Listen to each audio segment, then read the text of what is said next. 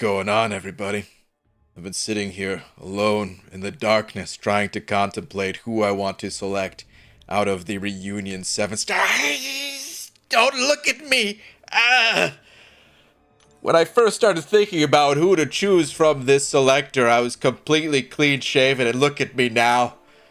Just look at me! I still don't know who to decide. It's between two. It's not Misty, not Eye-Hulk, not Venompool. I mean, I have Venompool. Not Punisher 2099. It is Man-Thing or Magneto, House of X. And the two serve completely different purposes for me in this game. They're not even used in the same game mode as far as I'm considered. Man-Thing is the Battlegrounds option. You know, a champ that I would put on defense more than anything just because, well, I don't usually carry that many defenders. I don't usually rank up that many defenders, so somebody's got to go on defense. And Man-Thing, it's probably going to be you, bud. But I really enjoy playing Man-Thing as well. I think he's a bit underrated offensively. I'm not saying wildly underrated. I'm not saying everyone get out your Man-Things because this guy's about to dominate the arena. No.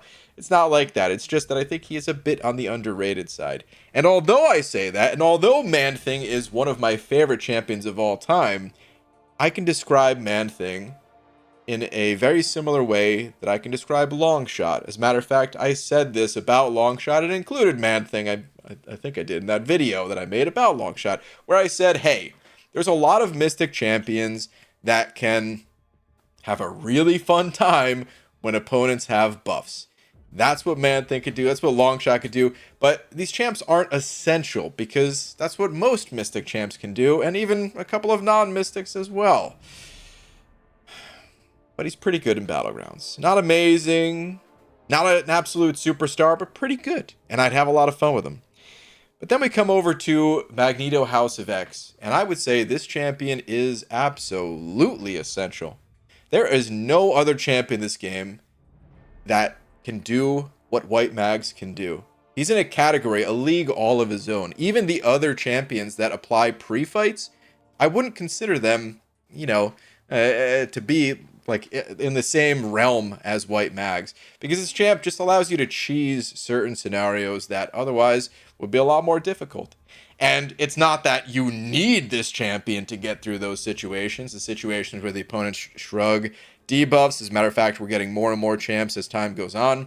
You usually have a mutant class that can handle that.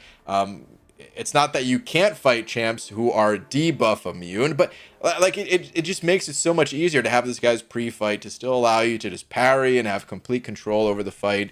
And there might come a time where Kabam's like, hey man, either we're not going to allow you to use your 6 stars, get them out of here, or we're going to heavily incentivize you to use 7-star champs. It's been over a year since they've been released, and so far, I'd say 6 stars still kind of dominate.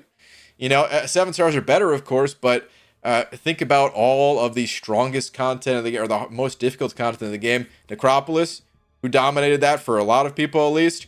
6-star Aegon, 6-star Kate Bishop. What about all the Summer of Pain style fights and everything like that? Yeah, if you got 7 stars, sure, they're great, but some of them require very niche tags and combinations of class types and things like that. And well, we have a very wide roster of 6 stars at this point. 6 stars are great there. Crucible, you need a lot of champs, and 7 stars, they're great there too, but so are 6 stars. So I feel like eventually Kabam's going to catch on, and I'm sure they're already well aware of this, and be like, hey, we need to incentivize people even more to be pushing their 7-star rosters. What can we do? And I don't know, maybe Kabam it really does push that. So even though I have a 6-star White Mags, I kind of want to, prep for the future. I hate to use the word future-proof because I always feel like that word doesn't make sense. But still, it's a little bit in that realm by choosing this champion. Whereas, again, going back to Man-Thing, dude, I have a dozen champs that can handle, champs that have buffs. And I'm talking about 7 stars that I have a dozen of that can do that, not just 6 stars. Maybe not quite a dozen, but still. But Man-Thing is one of my faves. And hey, he would help you in Battlegrounds now And hey, I don't know for sure that Kabam is going to say your 6-star white mags is no longer welcome here.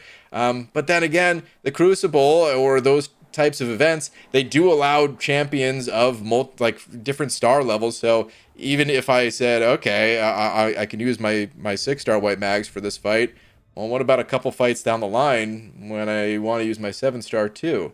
I would have that option available. But yeah, I don't know. Even though, like I said, you don't need white mags for those fights. You can kind of just toughen up and take the fights without the pre-fight ability. It's probably not that big of a deal. I am kind of inclined to take them. So let's go ahead and pick up this selector and make the decision.